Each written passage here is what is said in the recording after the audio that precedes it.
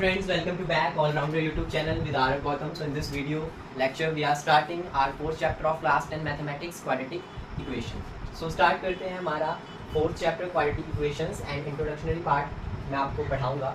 तो स्टार्ट करते हैं. तो सबसे पहले आपको पता है कि क्वाड्रेटिक इक्वेशन होती क्या है. तो क्वाड्रेटिक इक्वेशन क्या होती है? क्वाड्रेटिक इक्वेशन मैंने आपके साथ कब डिस्कस किया था? जब हमने डिस्कस किया था आपके साथ पॉलिनोमियल. जब हमने पॉलिनोमियल पढ़ा था तो हमने पढ़ा था कि पॉलिनोमियल्स कैसे कैसे थे. कोई लीनियर था, कोई क्वाड्रेटिक पॉलिनोमियल था एंड एक क्यूबिक पॉलिनोमियल. तो हमने डिस्कस किया था क्वाड्रेटिक पॉलिनोमियल में कि ऐसा पॉलिनोमियल इन वन वेरिएबल जो जिसमें हाईएस्ट पावर ऑफ वेरिएबल जो होती है वो 2 होती है. तो जैसे मैंने लिख दिया 2x² + 3x + 4 = 0. तो it is my quadratic polynomial. तो ये मतलब है आपकी क्वाड्रेटिक इक्वेशन का भी कि ऐसी इक्वेशन जिसमें आपका इक्वेशन जो होगी वो वन वेरिएबल होगी but highest power of this variable क्या है. यहाँ पे x की पावर 1 है, यहाँ x की पावर 2 है. तो हाईएस्ट पावर ऑफ वेरिएबल जो है वो 2 है. और पॉलिनोमियल की जो हाईएस्ट डिग्री है, कई बार क्वेश्चन आ जाता है एमसीक्यू में कि what is the degree of polynomial. तो डिग्री जो पॉलिनोमियल की होती है वो हमेशा ही 2 होती है. और इसके साथ ही हमने डिस्कस किया था पॉलिनोमियल जो क्वाड्रेटिक पॉलिनोमियल है उसकी डिग्री 2 होती है. ठीक है, क्वाड्रेटिक पॉलिनोमियल की डिग्री जो है वो 2 होती है. पॉलिनोमियल की तो कुछ भी हो सकती है 1 2 3 राइट. और जनरल फॉर्म हमने क्या पढ़ी थी क्वाड्रेटिक इक्वेशन की? जो हमने स्टैंडर्ड फॉर्म पढ़ी थी. तो स्टैंडर्ड फॉर्म कैसी थी क्वाड्रेटिक इक्वेशन की? स्टैंडर्ड फॉर्म थी ax² + bx + c = 0. ये चीज़ें पहले वाली ही चीज़ें जो है वो रिवाइंड हो रही हैं अभी तक. स्टैंडर्ड फॉर्म क्या थी? क्वाड्रेटिक पॉलिनोमियल या क्वाड्रेटिक इक्वेशन का क्या मतलब मैंने आपको समझाया राइट. तो जो स्टैंडर्ड फॉर्म थी वो होती है हमारी ax² + bx + c = 0. तो यहाँ से हमें पता चल रहा था कि ये जो इक्वेशन है ये linear equation in one variable है एंड यहाँ पे highest power of this variable जो है वो 2 है. तो डिग्री ऑफ क्वाड्रेटिक पॉलिनोमियल क्या होगी? डिग्री ऑफ क्वाड्रेटिक पॉलिनोमियल है जो 2 हो जाएगी आपकी क्वाड्रेटिक पॉलिनोमियल राइट. उसके बाद मैंने स्टैंडर्ड फॉर्म भी आपको बता दी. So it is a standard form. अगर कोई इक्वेशन क्वाड्रेटिक इक्वेशन कुछ क्वेश्चन में ऐसे करता है bx + ax² + c = 0 लिखा होता है. तो it is not standard form. इसे आपको अरेंज करना पड़ेगा. इसे ऐसे लिखना पड़ेगा ax² + bx + c = 0. Then you have to solve this equation right. सो आपको ये छोटी छोटी चीज़ें जो है छोटी छोटी बातें जो है वो ध्यान में रखनी है. और आपको ये भी पता होना चाहिए कि जब हम कोई क्वाड्रेटिक इक्वेशन सॉल्व करते हैं तो हमारे पास कितने सॉल्यूशंस आते हैं. तो whenever you have solving the quadratic equation you will get only 2 solutions. तो आपको 2 सॉल्यूशंस मिलते हैं जब भी आप इसे सॉल्व करते हैं. किसे सॉल्व करते हैं? अपनी क्वाड्रेटिक इक्वेशन को सॉल्व करेंगे. ठीक है, तो आपको 2 सॉल्यूशंस मिलेंगे. उसके बाद हम अब डील करेंगे कि क्वाड्रेटिक इक्वेशन को सॉल्व कैसे करना है. How to solve the quadratic equation. So let's start. So method solve करने की क्वाड्रेटिक इक्वेशन को हमारे 2 मेथड्स हैं जो हम यूज़ करते हैं. फर्स्टली तो फैक्टराइजेशन है जिसे हम स्प्लिटिंग द मिडल टर्म्स भी कहते हैं. एंड सेकंड मेथड जो हमारा क्वाड्रेटिक इक्वेशन को सॉल्व करने का है वो है क्वाड्रेटिक फॉर्मूला. तो हम क्वाड्रेटिक फॉर्मूला से भी कर सकते हैं एंड फैक्टराइजेशन से भी कर सकते हैं. तो चलिए करते हैं. सबसे पहले हम यूज़ करेंगे हमारा फैक्टराइजेशन मेथड. तो जैसे मैंने यहाँ एक क्वाड्रेटिक इक्वेशन लिख ली है, इसे हम एक क्वेश्चन के तरह कर लेते हैं. तो 2x² - 5x + 3 = 0 है. सबसे पहले जब भी आप कोई इक्वेशन सॉल्व करें, क्वाड्रेटिक इक्वेशन सॉल्व करें, आपको मन में स्टैंडर्ड फॉर्म आ जानी चाहिए. तो स्टैंडर्ड फॉर्म थी हमारी ax² + bx + c = 0. अगर आप इस स्टैंडर्ड फॉर्म से इस इक्वेशन को कंपेयर कर लें तो आपको पता चल रहा है कि ये इक्वेशन पहले से ही स्टैंडर्ड फॉर्म में है, लिखी हुई है मैंने. लेकिन कई केसेस में स्टैंडर्ड फॉर्म में नहीं होती तो आपको स्टैंडर्ड फॉर्म में बनानी है फिर राइट. एंड जैसे स्टैंडर्ड फॉर्म में आप सोल्यूशन स्टार्ट करेंगे, ये जो यहाँ पे 3 है और यहाँ पे 2x² है, तो आपको 3 को मल्टीप्लाई करना है इस 2 के साथ. x² के कोफिशिएंट के साथ आप इसे मल्टीप्लाई कर देंगे इस वाले न्यूमेरिकल को यहाँ पे. तो 3 2 हो जाएगा 6 एंड 6 का आप लोग लेंगे एलसीएम. तो एलसीएम लेंगे तो क्या आएगा? 6 का एलसीएम करेंगे तो आपके पास यहाँ फैक्टर बन जाएंगे 2 × 3.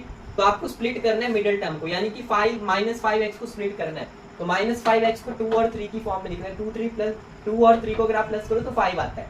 तो मैं कैसे लिखूंगा? मैं लिखूंगा 2x² as it is, -5x को मुझे स्प्लिट करना है. तो क्या मैं -5x को ऐसे लिख सकता हूँ? -5x = -2x and -3x. बिल्कुल लिख सकता हूँ. तो मैं वैसे लिख देता हूँ -2x - 3x + 3 = 0. अब आप ध्यान से देखो तो यहाँ पे यहाँ पे इन दोनों में कुछ कॉमन आ जाएगा, तो कॉमन आ गया हमारा 2 और x यहाँ से यहाँ आ जाएगा, माइनस का साइन एज इट इज लग जाएगा और 2 हमने कॉमन ले लिया तो 2 की जगह 1 आ जाएगा।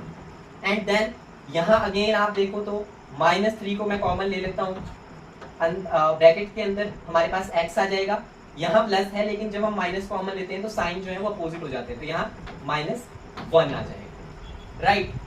और इसके लिए एक ट्रिक भी रहती है कि जो आपका यहाँ पे कॉमन आता है ना, यहाँ पे जो कॉमन आया वही यहाँ पे भी कॉमन आया, तो आप उसे ब्रैकेट में लिख सकते हो टाइम सेविंग के लिए, जो बोर्ड एग्जाम्स में आप लोग बैठते हैं।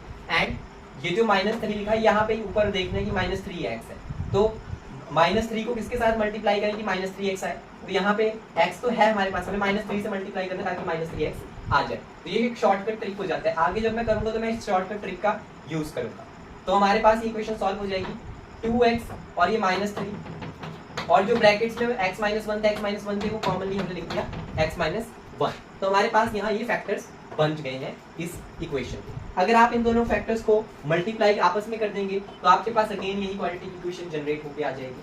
फिलहाल मैं x की वैल्यू निकालूं तो एक तरफ x की वैल्यू मेरे पास 1 आ जाएगी और दूसरी तरफ जब मैं 2x करूंगा, बट x की वैल्यू कैसे निकालनी है ये भी एक क्वेश्चन है।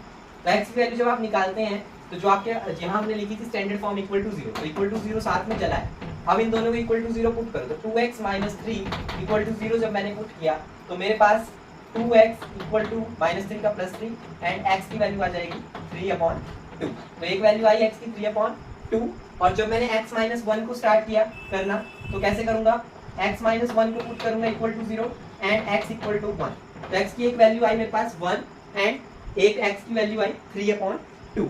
तो let's start to solve same quadratic equation by using the quadratic formula. So let's start.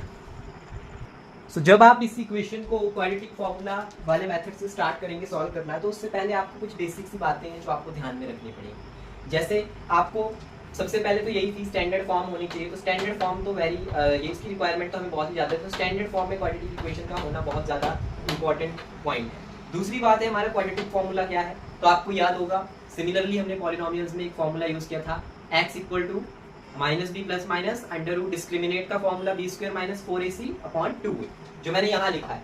तो ये वाला क्वाड्रेटिक फार्मूला आपको यहाँ यूज करना है, और इस फॉर्मूले में जनरली कई बार ये बुक में तो ऐसे लिखा होता है, लेकिन मैंने आपको यूज करने के लिए यहाँ अंडर रूट d लिख दिया था, और d की वैल्यू d के लिए हम डिस्क्रिमिनेट का फार्मूला लगाते थे और यहाँ हम फॉर्मूले में अंडर रूट d ही लिख देते थे, राइट। तो उस फॉर्मूले को यूज करके हम वहां से भी रूट्स निकाल सकते हैं।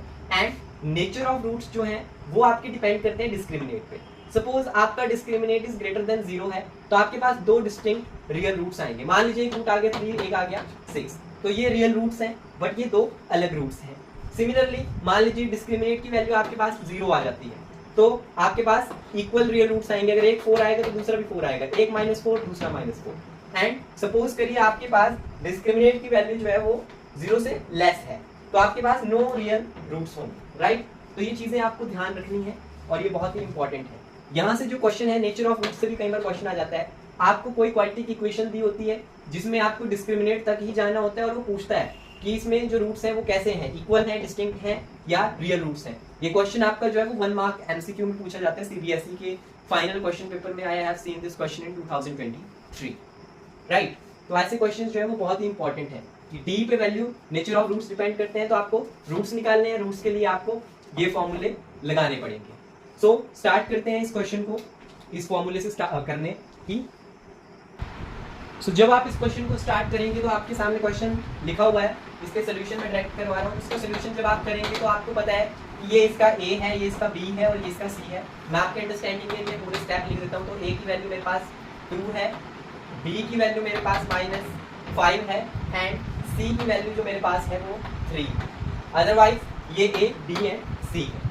उसके बाद हमने क्या करना था, इस इक्वेशन को डिस्क्रिमिनेट कैलकुलेट करना है। तो डिस्क्रिमिनेट का फॉर्मूला आपको रिवाइज कराया b² - 4ac। सो डिस्क्रिमिनेट निकाला, b² इट मींस -5² -4, a की वैल्यू है 2 एंड c की वैल्यू है 3। सो डिस्क्रिमिनेट इक्वल टू -5 का स्क्वायर, नेगेटिव टर्म्स का बेटा जब भी स्क्वायर करोगे पॉजिटिव बनेगा। सो -5 का स्क्वायर बन जाएगा 25 एंड -4, सो 4 × 2 8 एंड 8 is 24, सो -24। तो आपके पास जो डिस्क्रिमिनेट आ जाएगा वो आ गया 1। It means your d is greater than 0। So आपके रूट्स कैसे हुए, roots are real and unequal, या roots are real and distinct भी लिख सकते हैं। मैंने रियल एंड अनइक्वल लिख दिया, मेरे को ये स्टेटमेंट याद थी। एंड उसके बाद आपको ये क्वाड्रेटिक फॉर्मूला लगाना है, x equal to minus B plus minus under root D upon 2a।